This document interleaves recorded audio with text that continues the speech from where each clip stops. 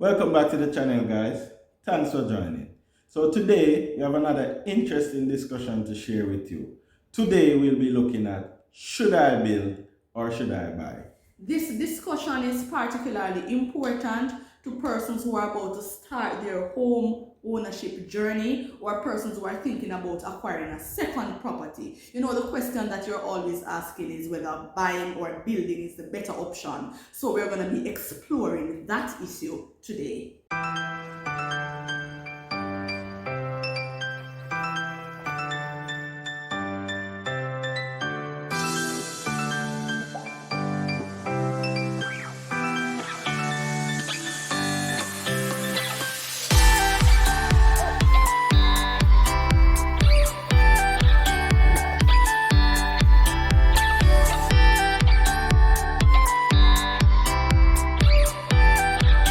So we are looking at building or buying. And before we even go further in the discussion, it's important that we dispel the view that one option is inherently better than the other. Because some persons may think it's always better to build or it's always better to buy. But the choice that you make should really be dependent on the situation that you are in. Because your age, the location, your budget, the purpose of the building should all be factors that you consider to make the decision whether you are supposed to build or buy. Some persons, they may build now, but in the future they may buy something, and the other way around. So we're going to be looking at some of the factors that we should consider to determine whether we should build or buy. We're going to be looking at the advantages of buying first. Alright, the process is usually much more timely than the process of building. Once you've identified your property and the sale has been completed, then you can move into your space. So if it is that your timeline is short, then buying might be a good option for you. Another thing that you may want to consider is the whole thing of whether or not you need a complete space. If you are buying, you are usually getting a complete space, so that can be an advantage to you as well. If you can't deal with the whole coordinating of a project and deal with workmen, deal with procuring material, then probably the process of building is not for you. Buying would work better for somebody who doesn't want to deal with all that hassle. So in terms of time, in terms of the completeness of the space, in terms of the hassle, I would say buying is a more advantageous option. For one, you need to research the developer and the development.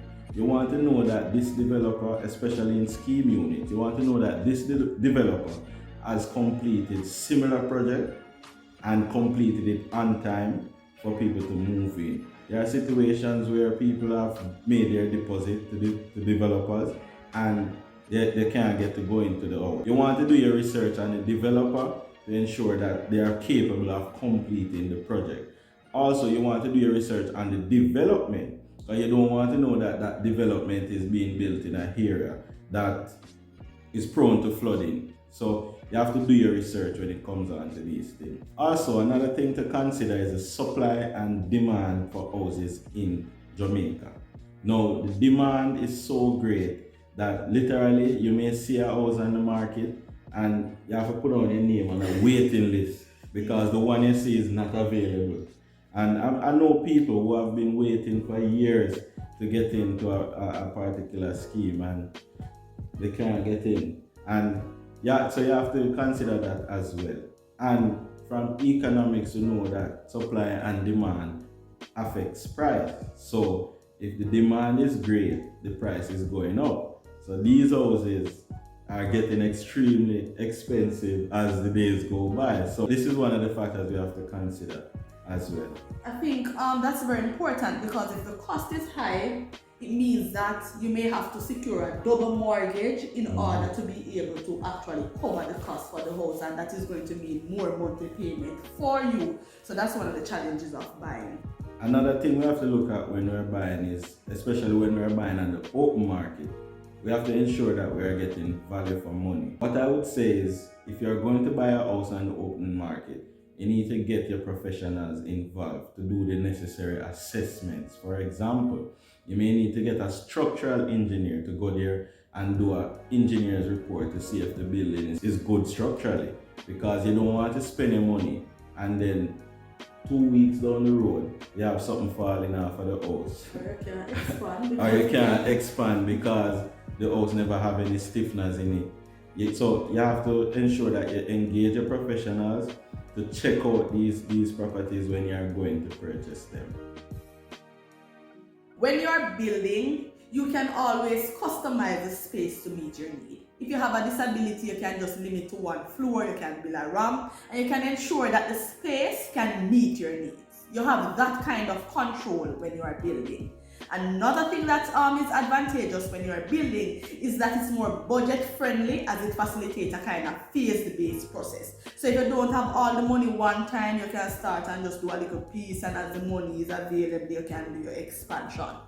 And another advantage again that we need to look at is the whole fact that when you are building, if you buy the land and probably buy it in a rural area, you can get a bigger space, which means that you can have the house and you can have your little farm on it, which you probably wouldn't get if you are buying a complete unit in probably a scheme or an apartment. So building is advantageous in those three areas. It's budget friendly, can be more economical in terms of the value for money, and you get to customize your space based on your needs. Let me be the bearer of the bad news, because the construction process can be a stressful one, especially if you are not used to it or you don't know it. Imagine you buying your materials when you have to go to work. It can take a toll on you. So service providers too.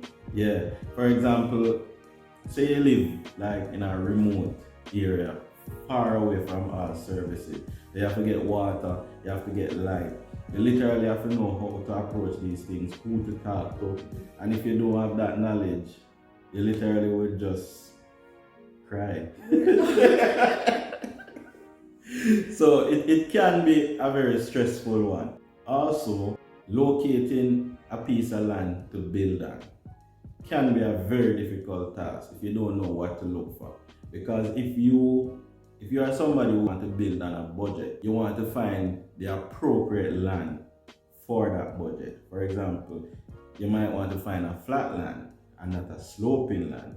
And that may be difficult to find, especially if you are living in the corporate area. Land is nowhere to be found.